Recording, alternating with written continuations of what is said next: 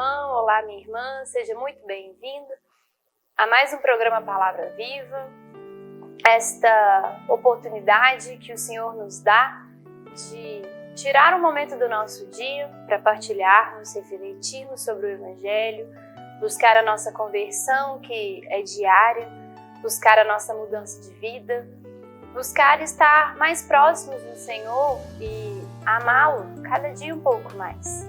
Com muita alegria que nós nos dedicamos para tirar esse pedacinho do dia para estarmos juntos com Deus.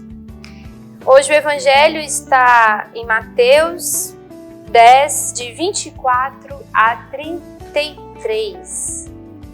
É um Evangelho muito rico, né? Com muitos detalhes, com muitas palavras. Cada versículo aqui dá para a gente fazer uma reflexão muito grande, né? Mas vamos nos atentar a pequenas coisas que o Senhor tem para nos falar, que o Senhor tem para nos moldar nessa manhã. Vamos nos atentar ao pouco, mas ao profundo que Deus tem para falar conosco neste dia, né? O Senhor, Ele faz isso com a gente. Ele tira uma experiência profunda de coisas simples, de coisas normais do nosso dia a dia, de pequenas palavras, de pequenos gestos. O Senhor é capaz de nos levar a uma experiência profunda com Ele, profunda com o amor dele. Por isso, hoje nós vamos começar já com uma oração, pedindo o Espírito Santo sobre nós, para que o Senhor venha nos tocar neste momento, para que o nosso coração seja um solo fértil para essa palavra que vamos receber. Em nome do Pai, do Filho e do Espírito Santo. Amém. Senhor Jesus, quero te entregar os nossos corações, o meu coração, o coração de quem está em casa, para que o nosso coração seja um solo fértil para receber a tua palavra. Que o Senhor venha ao nosso encontro, que o Senhor faça com que essa palavra que vamos receber gere vida nova, transforme as realidades. Que não seja apenas mais uma palavra, apenas mais um evangelho, mas que seja o nosso momento da nossa conversão. Peço, Senhor, por todos que estão aqui, que estão nos ouvindo, estão nos vendo, estão conosco neste programa Palavra Viva, para que o Senhor toque profundamente nestes corações e nos dê a graça de uma verdadeira experiência com o amor de Deus, este amor que nos salva, esse amor que nos liberta. Pedimos também a intercessão de Nossa Senhora, Maria de Nazaré, que Mãezinha Maria venha ao nosso encontro, nos proteja e venha com o seu manto sagrado cuidar de nós, para que essa palavra dos nossos ouvidos chegue ao nosso coração e seja transformada em conversão. Ave Maria, cheia de graça, o Senhor é convosco. Bendita sois vós entre as mulheres, bendito é o fruto do vosso ventre, Jesus. Santa Maria, Mãe de Deus, rogai por nós, pecadores, agora e na hora de nossa morte. Amém. Maria de Nazaré, rogai por nós. Em nome do Pai, do Filho e do Espírito Santo. Amém. Vamos ler, ouvir, rezar juntos o Evangelho que está em Mateus 10, 24. O discípulo não é mais que o mestre. O servidor não é mais que o patrão. Basta ao discípulo ser tratado como seu mestre e ao servidor como seu patrão. Se chamaram de Beelzebu, o pai de família, quanto mais o farão as pessoas de sua casa. Não os temais, pois, porque nada há de escondido que não venha à luz, nada de secreto que não se venha a saber. O que vos digo na escuridão, dizei-os às claras. O que vos é dito ao ouvido, publicai-o em cima dos telhados. Não temais aqueles que matam o corpo, mas não podem matar a alma. Temei antes aquele que pode precipitar a alma e o corpo na gelo. Não se vendem 2 passarinhos por um asse? No entanto, nenhum cai por terra sem a vontade de vosso Pai. Até os cabelos de vossa cabeça estão todos contados. Não temais, bem mais que os pássaros valeis vós. Portanto, quem der testemunho de mim diante dos homens, também eu darei testemunho dele diante de meu Pai que está nos céus. Aquele, porém, que me negar diante dos homens, também eu o negarei diante do meu Pai que está no céu. Palavra da salvação, glória a vós, Senhor. Como eu disse no início, é um evangelho muito rico. Em cada versículo nós poderíamos fazer uma grande reflexão, em cada uma dessas frases teríamos condições de fazer um programa inteiro, porque são coisas simples, porém muito profundas que o Senhor nos confia através desse evangelho, através dessas palavras que Cristo nos dá. Vamos nos atentar a alguns detalhes e a primeira coisa que eu quero chamar a atenção é do amor de Deus por nós. O tanto que o Senhor nos ama. Deus amou de forma tão grande o mundo que deu o seu Filho. Isso também está no Evangelho, lá em João. O próprio Deus se encarnou, enviou o seu Filho. O Cristo veio até nós como uma história de salvação. Ele veio para nos salvar. Ele veio, ele se entregou, ele passou por toda essa história aqui do Evangelho para a salvação da minha alma, para a salvação da sua alma. Para que nós tivéssemos condições de viver a redenção do pecado, sermos redimidos, buscarmos uma vida nova, uma vida diferente. E aí o Senhor aqui, ele anuncia as dificuldades, ele anuncia as coisas, ele pede para que as pessoas não tenham medo por causa da promessa do amor, por causa do próprio amor que ele nos deu. E aí o título, um pouco antes, desse evangelho, que diz, é um anúncio da perseguição, logo no primeiro momento aqui do evangelho, fala sobre o servo e o mestre e o patrão, essa relação que não pode ser alterada. O servo precisa saber que é servo, o patrão precisa saber que é patrão. Se o servo se comporta como patrão, se o discípulo se comporta como mestre, o pecado entra, a maldade vem. Beelzebu, ele fala aqui, o demônio vem e toma conta de tudo. E bagunça as coisas todas e a gente já não consegue mais se ordenar. E aí nesse momento precisamos pedir a Deus essa graça de entender quem nós somos e entender quem Deus é. Esse é o primeiro entendimento que nós precisamos ter desse evangelho, precisa ficar muito claro para nós, para que não façamos confusão na nossa cabeça, na nossa vida, na nossa salvação, na nossa busca pela santidade. Se eu sei bem quem eu sou e se eu sei bem quem Deus é, já está aí todo o caminho para que eu siga os caminhos que Deus trilha para a nossa vida e a gente busca a nossa conversão. Primeiro, Deus é o Senhor, é o Mestre, é o Rei, Ele é o dono da minha vida, o dono de toda a história. Dentro do Evangelho, na Bíblia, são muitas as formas de dizer isso. Ele é o princípio, o meio e fim, é o alfa e o ômega, é aquele que é. Este é Deus. Este é Deus. Nós não podemos ser, ou melhor, ser nós não conseguimos mesmo, mas nós não podemos querer ser maior do que Deus, querer tomar o lugar de Deus, porque nós somos discípulos, somos criaturas amadas, escolhidas. Aqui o Evangelho deixa muito claro, valemos mais do que os pássaros que voam no céu. Cada fio de cabelo da nossa cabeça está contado por Deus, porque Deus nos ama. Deus nos ama infinitamente. E aí, no decorrer de todo esse evangelho, de todas essas coisas que vão falando aqui, nós precisamos nos atentar neste relacionamento. Quem eu sou, quem Deus é.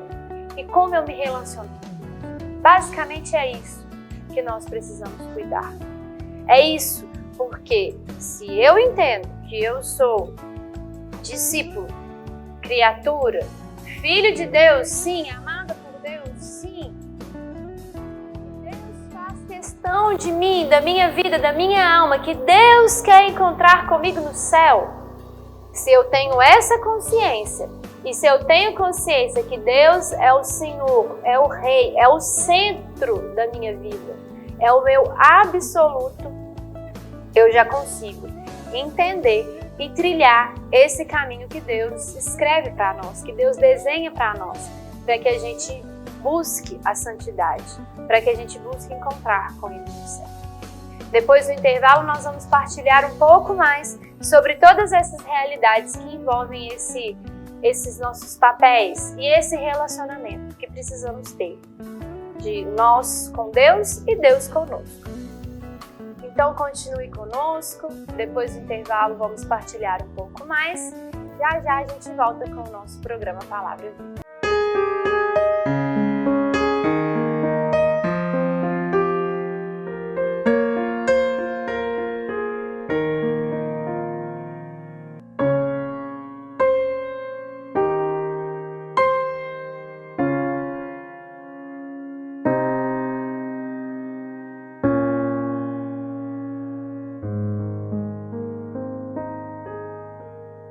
Às vezes, tudo que uma criança precisa para superar uma tempestade em sua vida familiar é encontrar um lar provisório. Uma família que a acolha por um tempo, enquanto sua própria família se reestrutura para recebê-la de novo. Essa é a proposta do Serviço Família Acolhedora. Transformar as dificuldades de hoje em possibilidades de futuro. Serviço Família Acolhedora. A tempestade passa, a vida continua. Participe e faça a diferença. Passa, a vida continua. Participe e faça a diferença.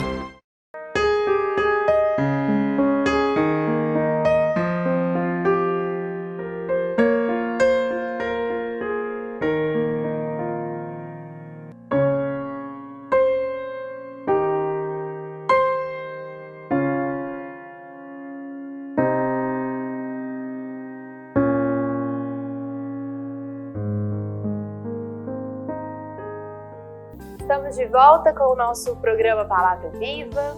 Hoje continuamos refletindo sobre o Evangelho de Mateus, dessa vez Mateus 10, de 24 a 33.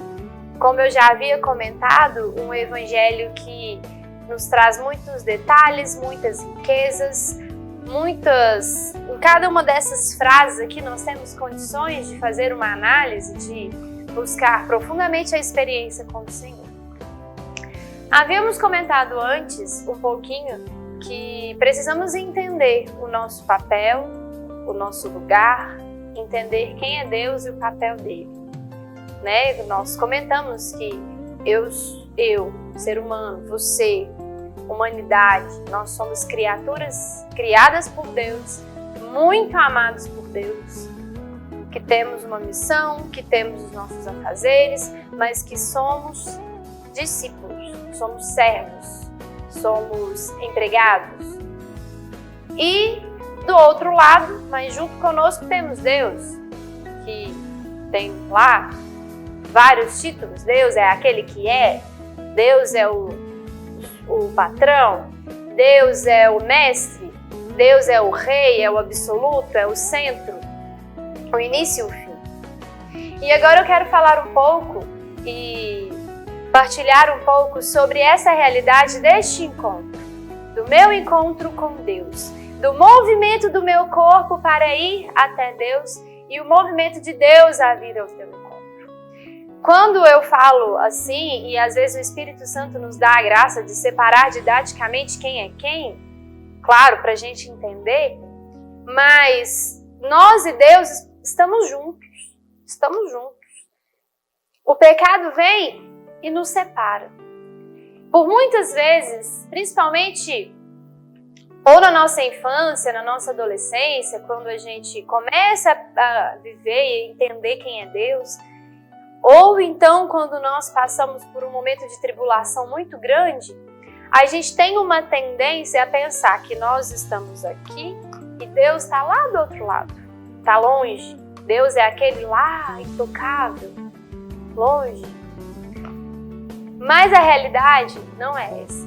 Isso é um pensamento que vem no nosso coração, que é uma tendência pecaminosa, que quer nos convencer que Deus está longe de nós. Mas isso não é uma verdade. Primeiro, porque o próprio Cristo, quando veio e se fez homem, veio para que Deus provasse para todos nós que Ele, enquanto homem, estaria junto conosco, que Ele entende as nossas realidades, que Ele nos conhece muito bem. O Evangelho fala dos cabelos contados. Se Deus conhece a quantidade de cabelos que tem na nossa cabeça, quanto mais o nosso coração, quanto mais a nossa alma, os nossos desejos, as nossas intenções. Deus nos conhece muito bem, meu irmão, e Ele está próximo de nós, Ele está perto de nós. Ele está assim, ó, juntinho com a gente. O problema é que quando nós ou viramos as costas para Deus, ou então a gente quer pegar o lugar de Deus, a nossa amizade com Deus é rompida. Essa proximidade com Deus, ela perde, ela se afasta por causa do pecado. O pecado faz isso conosco. O pecado faz com que a gente fique longe de Deus, que a gente fique distante de Deus. E aí, o Evangelho diz aqui, não temais aqueles que podem matar o corpo, mas temais aquele que pode matar a alma. E aí, meu irmão, fica a pergunta, fica o questionamento, o que é que pode matar a nossa alma? Quais são as coisas que matam a nossa alma? O que mata a nossa alma é o pecado. O que mata a nossa alma é quando a gente quer estar no lugar de Deus, ou então quando a gente quer estar longe de Deus. Isso mata a nossa alma.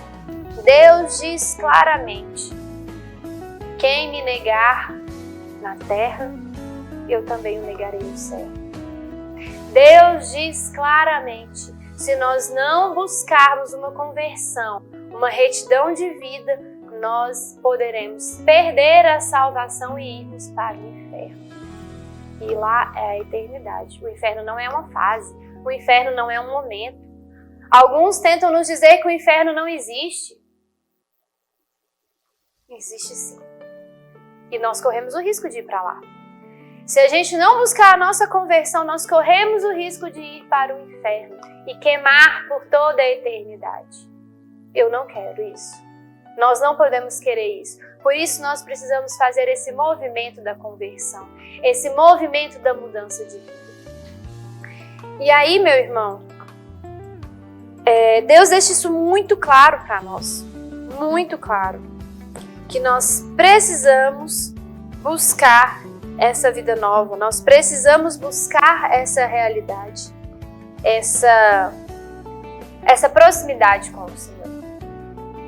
Uma coisa eu quero entrar um pouco aqui em detalhes, porque quando nós dizemos que a gente quer ficar no lugar de Deus, nos tomar no lugar de Deus, alguns podem dizer assim, não, eu não faço isso. Não, Deus é Deus, eu sou eu. Mas é algo tão pequenininho que o demônio coloca no nosso interior e às vezes nós mesmos alimentamos, porque por muitas vezes a gente acha que o grande inimigo da nossa conversão é o demônio. A gente joga a culpa toda no demônio, mas nem sempre.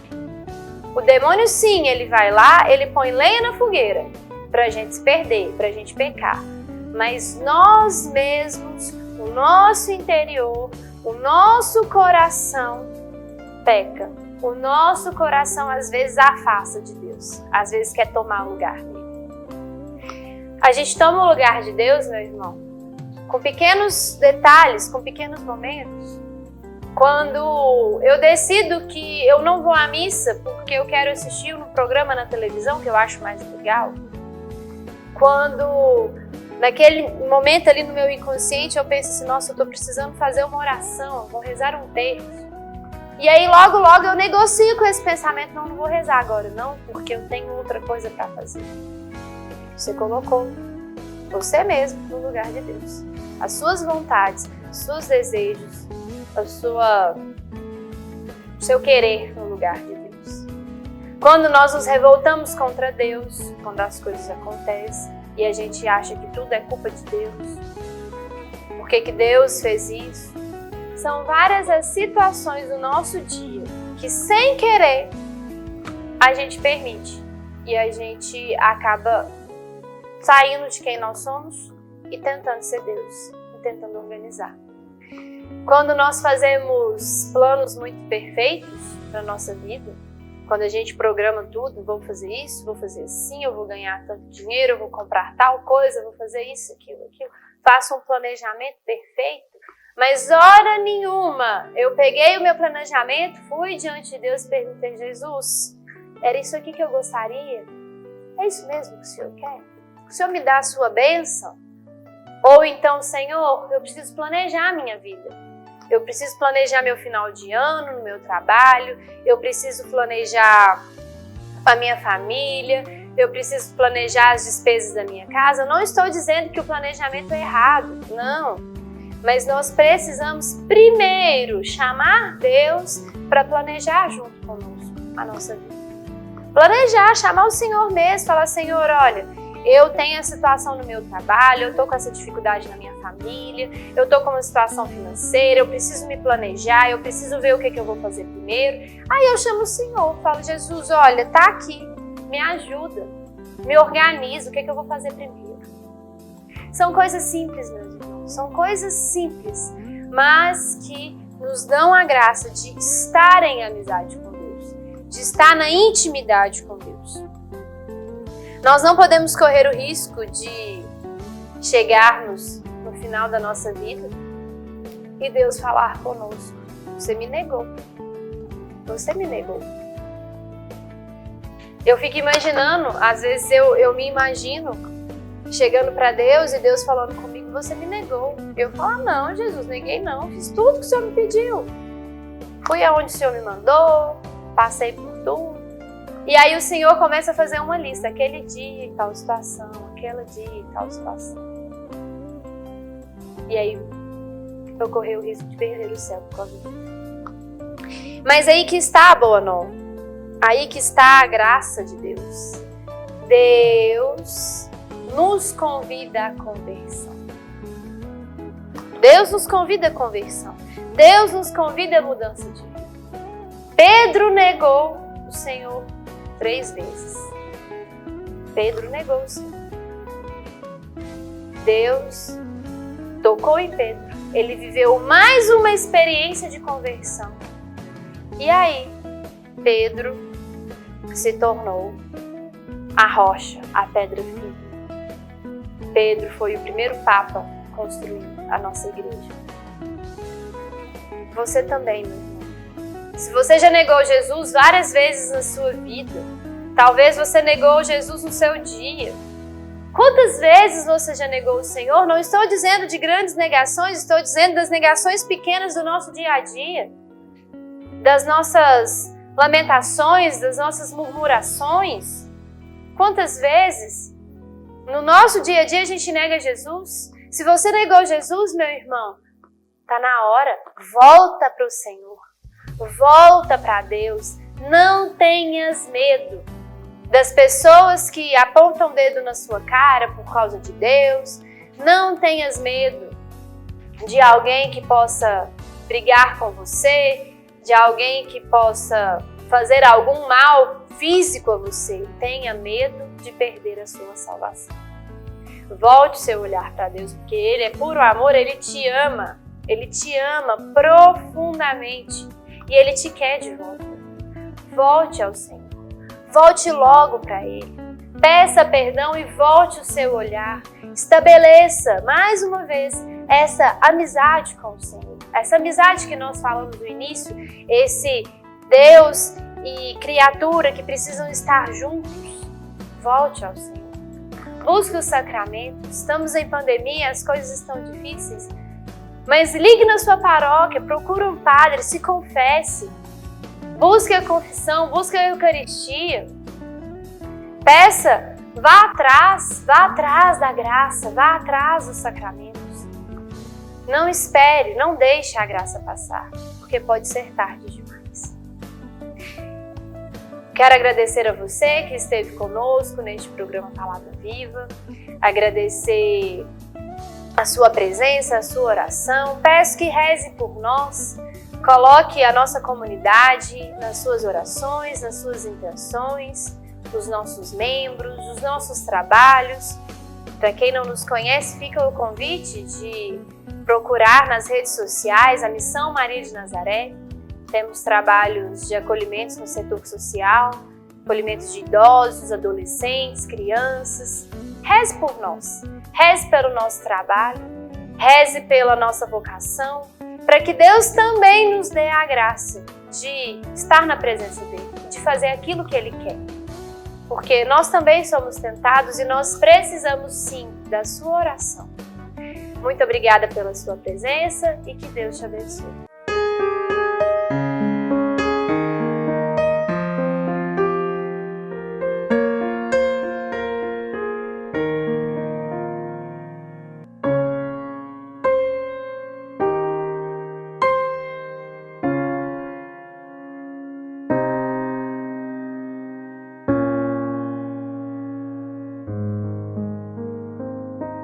Você sabia que parte do que você paga de imposto de renda pode ser direcionado ao Lar dos Idosos de Divinópolis? É uma maneira bonita de expressar compaixão e de contribuir com os idosos de nossa cidade.